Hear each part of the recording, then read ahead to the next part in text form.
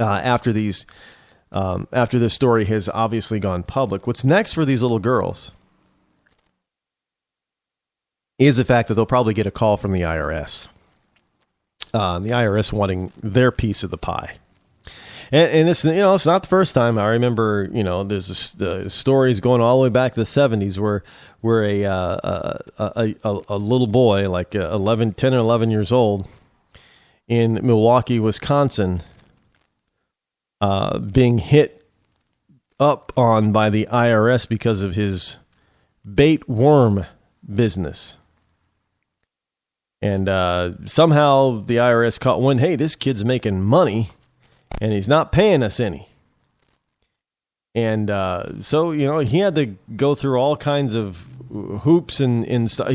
I guess he still ended up having to, pay a tax bill.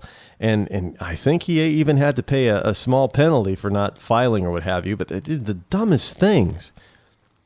When you hit up when you make now I know some people are saying, well, Rod, those are the rules, those are the laws. But when you make the laws and regulations and rules that do nothing but discourage and attack the youngest people in your community and your society, you've got the wrong rules. You've got the wrong laws. They need to be changed. No, look, I understand that there has to be some sort of, regulation on this kind of stuff. Otherwise, parents could just say, well, it's my kid's business. So there's got to be some sort of qualifier of sure, but you just don't start shutting kids down simply because, well, we just want to protect people. And then, and then forcing them to look for loopholes because, you teach a kid that this is how things get done.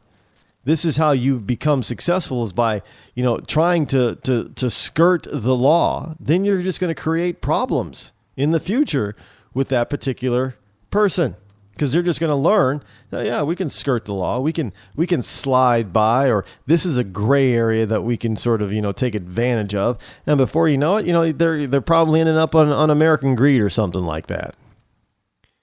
Really. This is not how you run a country, not a free country. Not how you run a free country. Hey, folks, yesterday, there was somebody here that I introduced to you. His name was Sam. Now, I actually got somebody sending me an email today asking me, I didn't know you could have somebody in your bunkerized home studio. Let me just say, Sam is not a real person, per se. I mean, he is real, but he's not a real person. And if you wanted, I know, there was another person that wanted to know who Sam was. Well, his name is Samuel E. Buford, and he is the younger nephew, Samuel E. Justice, and he is the nephew of Buford T. Justice. Now, for those of you who do not know Buford T. Justice, you're going to have to go back and watch the Smokey and the Bandit historical documents. That's right. Buford T. Justice was the sheriff that was chasing down Bandit. He chased him across state lines and all that kind of stuff. And that's a true story, by the way, for those of you who didn't know. Smokey and the Bandit. It's all true. It was that's real footage of what actually happened back then. Just so you know. And Sam is actually Samuel E. Justice. Now, I'm told that the E in his name stands for Eagle. Samuel Eagle Justice. Now, I haven't seen his birth certificate, so I'm going to believe him. And he's retired. He's retired now. As he tells me, he's been a sheriff in 3 different states. 3 different counties in 3 different states. Now, I don't know how you do that, but he's an American's American, and he's a man's man, and he's a sheriff's sheriff. And and that type of stuff runs in his blood.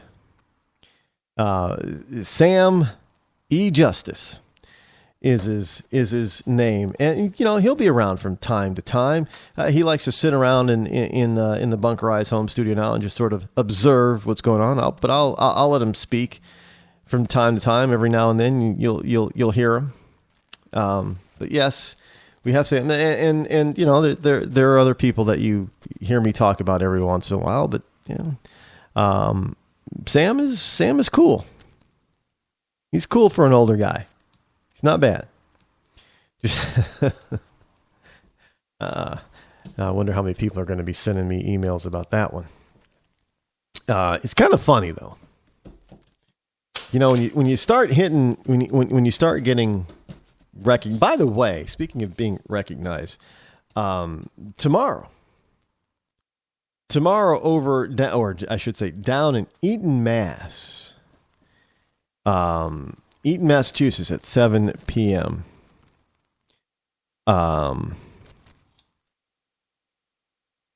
It is. Let me get the details for you. At 7 p.m. tomorrow, I will at the Easton Republican. I'll be speaking for the Easton Republican Town Committee in Easton, Massachusetts, which is down by Foxborough, Massachusetts. For those of you who don't know where that is, the Patriots play it in Foxborough. At 7 p.m. at the Nonprofit Management Center located on Belmont Street in Easton. And I think you can get more information, is it EastonRepublicanTownCommittee.com or .org or something like that. Just look it up.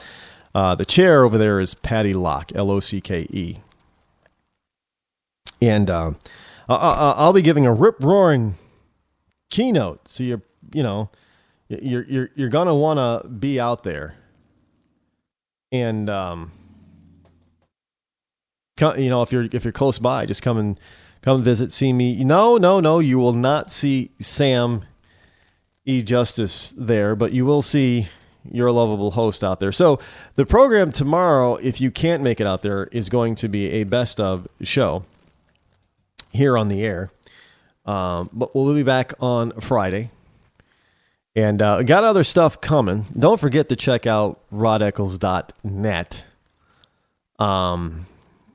Because that'll give you, I think there's a schedule over there of events. And we're at, like I said before, we're adding events. So you're going to want to keep track of that, as well as, don't forget to add me on Facebook, Spreaker. If you go over to Spreaker, you can, favor or follow the program over there on Spreaker. And you can follow the Spreaker link over on rodeccles.net. Bernie Sanders was irked. He got irked. Bernie Sanders got irked by none other than NPR, National Public Radio. Because he was asked the question, or actually it was more like a statement. You have dual citizenship with Israel. Now, the reason why I bring this up, it isn't because that Bernie Sanders is a Jew with dual citizenship with Israel, which is not true, by the way. But that's not the reason why I'm bringing this up. I'm bringing it up because the host, the NPR host, Diane Rehm, Rehm, was doing an interview with Senator Sanders, who's also running for the Democratic nomination for President of the United States, and he is hot on the heels of Hillary Clinton to steal it from the nomination from her. But she says, without matter of factly, Senator, you have dual citizenship with Israel, and this was earlier today, and Sanders immediately jumped in saying, no, I do not have dual citizenship with Israel. I'm an American. I don't know where that question came from. And it wasn't even a question, actually. Actually, if there was a question there, he didn't allow her to ask it because he jumped in. He says, I'm an American citizen and I have visited Israel on a couple of occasions.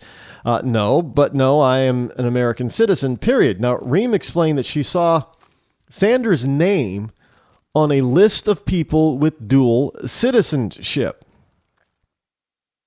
Again, Sanders took offense to the comment. He said, that's some of the nonsense that goes on in the internet, but that is absolutely not true, he said.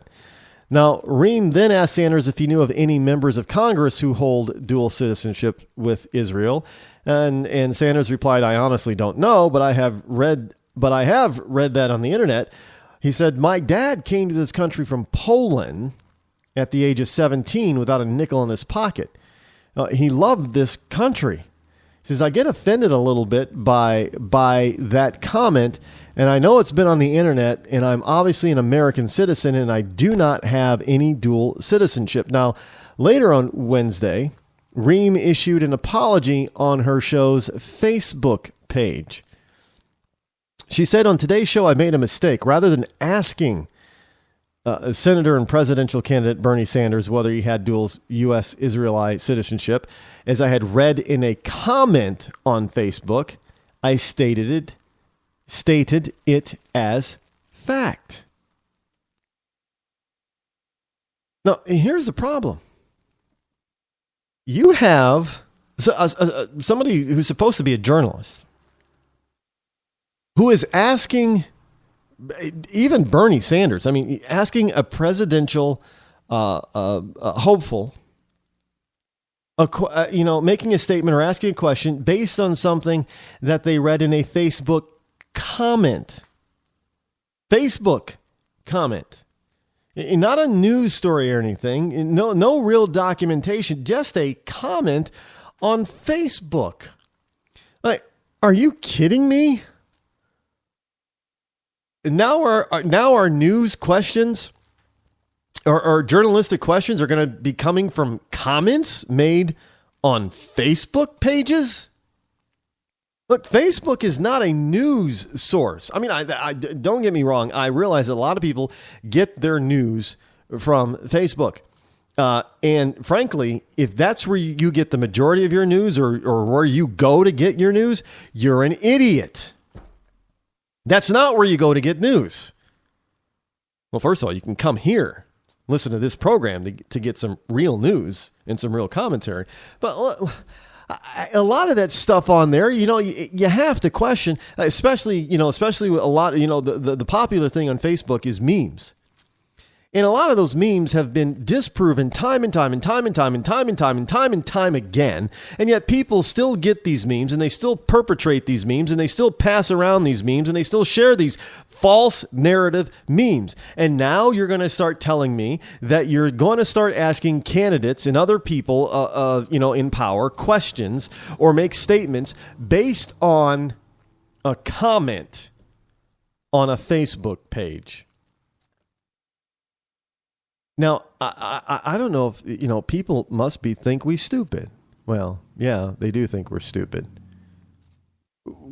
Well, I want to say we're really not that stupid, but if Americans are actually believing this stuff, and you got journalists who are actually starting to pay attention and ask questions based on that, you got to ask yourself, are we really, as voters of this country, are American citizens, have we become that disinterested and that simplified